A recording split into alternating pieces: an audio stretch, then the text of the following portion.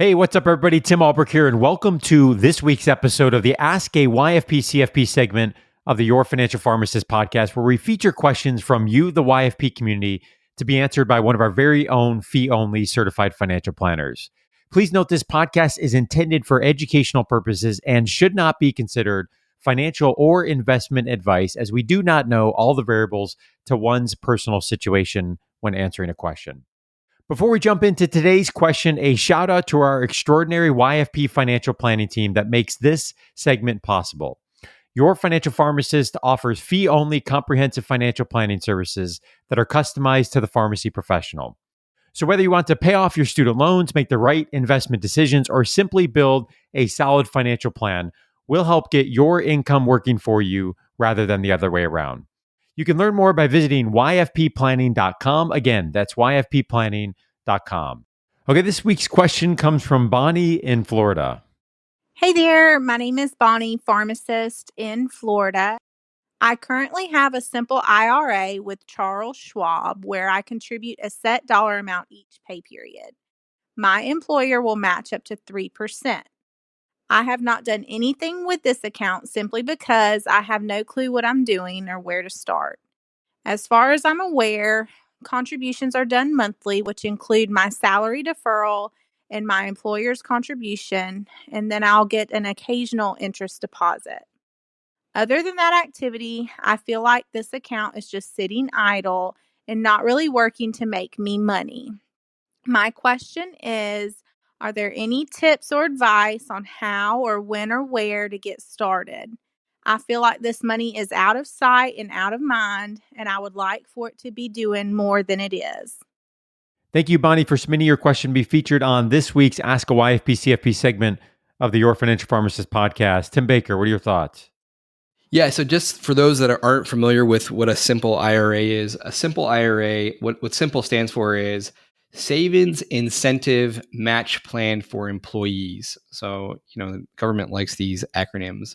And what it's supposed to be a simpler retirement plan to administer for employees that you have working for your company. I found that these aren't necessarily simple, but I'm happy. Sometimes I see employees not offer anything at all, and then you're kind of stuck in a lot of ways. So one of the things that's not necessarily great about the simple is that the contribution limits are going to be a lot less compared to a 401k. So in 2020, you can put up to $19,500 into a 401k. For a simple, you can only put $13,500, which again, if you're putting in a monthly amount right now, Bonnie, and then they're matching 3%, you probably still have some runway there to max that out. When you do reach the age of 50, you have a catch up, which most of these retirement plans do. It's $3,000 per year, so you can put up to $16,500. The nice thing about the simple is that all of the contributions are immediate and fully vested. So like once you put your own money into it, it's always yours. But for a lot of 401k plans, they have these vesting schedules that it's yours, but it's not yours until after a certain amount of time that you've been employed. So with the simple, that's not true. There's no Roth component, so you can't have an after tax. So the other big reason that the employers do it is because there's no IRS filing or tax reporting and compliance testing, which, Tim, we know that can be a little bit of a headache to kind of navigate, with our 401k and small business. So that's just kind of a broad overview. Now for Bonnie, for you, yes, we should absolutely kind of run to ground what we need to do here. You said that the account is sitting idle and you don't feel it's really working to make you money. You said it's out of sight, out of mind, which is not necessarily a bad thing, but it's typically, we want to kind of put it out of sight, out of mind after we kind of go through these initial steps. So what I would say is typically for most of these types of accounts, there is an advisor that is associated with it.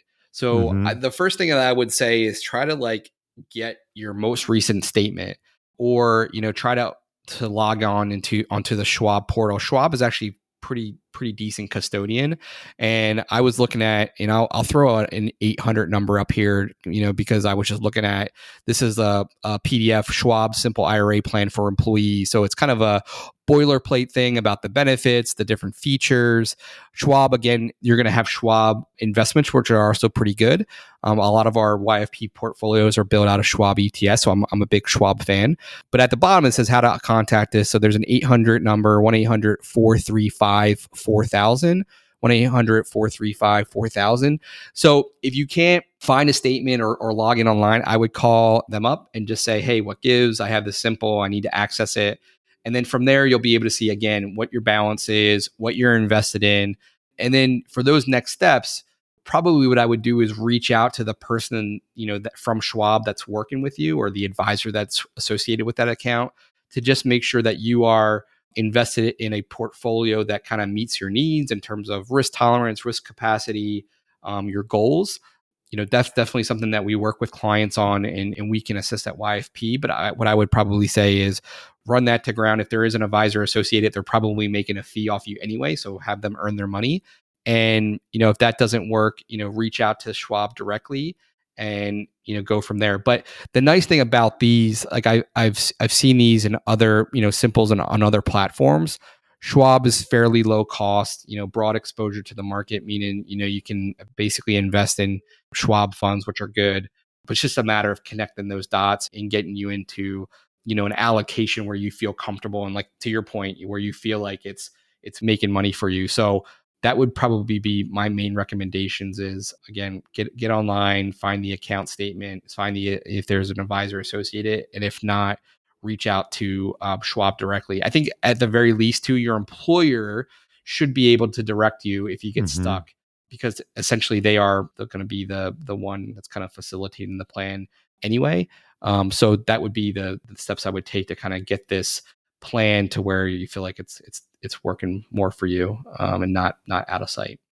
Great stuff, Tim. And for those that are listening and, maybe wondering something similar to Bonnie, or just would like a second set of eyes on the investing side of things, have questions related to the investing part of the financial plan, obviously we're here ready to help. YFPplanning.com. You can schedule a free discovery call. Also, we've heard from several pharmacists recently that may work for an employer that doesn't offer a retirement plan. So if we have those folks that are listening, or perhaps owners of those pharmacies that don't yet have a plan in place for a variety of reasons, and that is something that's of interest, we'd love to talk more with you about how to get that set up. You can reach out to us at info@yourfinancialpharmacist.com. I think it's something, Tim, as we've talked about this before, I think sometimes the establishment of a employer plan like a 401k can feel more overwhelming than it is in reality with the tools that are available. So we would love to have that conversation. Yeah, absolutely. It's one of the things that, especially like for smaller employers, and I would venture a guess that, Bonnie, you're probably, if they have a Simple, it's probably, you have to have 100 employees or less. So that's one of the requirements of the Simple. So I would say probably a 401k would probably be a better route. And I think just for business owners, it's like, how do I go about doing this? And, like I said, we've done this recently with YFP. We can do it with employers. It's not as much of a heavy lift or as expensive as you would think. So the problem is, it's just one of those pieces of finance that, a lot of the incumbents are going to be more expensive and just like more, again, harder to kind of get it implemented, but it doesn't have to be. So that's one of the things I like shake my fist at the heavens, where I'm like, no, like crappy Simple IRA or crappy 401k or a non-existent 401k. And I'm like, there's a better way, but it's just a matter of like compelling the business owner to potentially make a change or take a leap. So, but it's definitely something that we can assist with. Yeah, and to be fair, we know the challenges independent owners and pharmacies are chasing right now in the market, so, it's certainly one task among many. But Bonnie, we thank you for submitting your question to be featured on this week's Ask a YFP CFP segment. As a small thank you, we're going to be sending you a super comfy YFP t-shirt. And to those listening, if you'd like to have a question featured on a future episode, please go to yourfinancialpharmacist.com/ask YFP, or shoot us an email at info@yourfinancialpharmacist.com. Have a great rest of your week.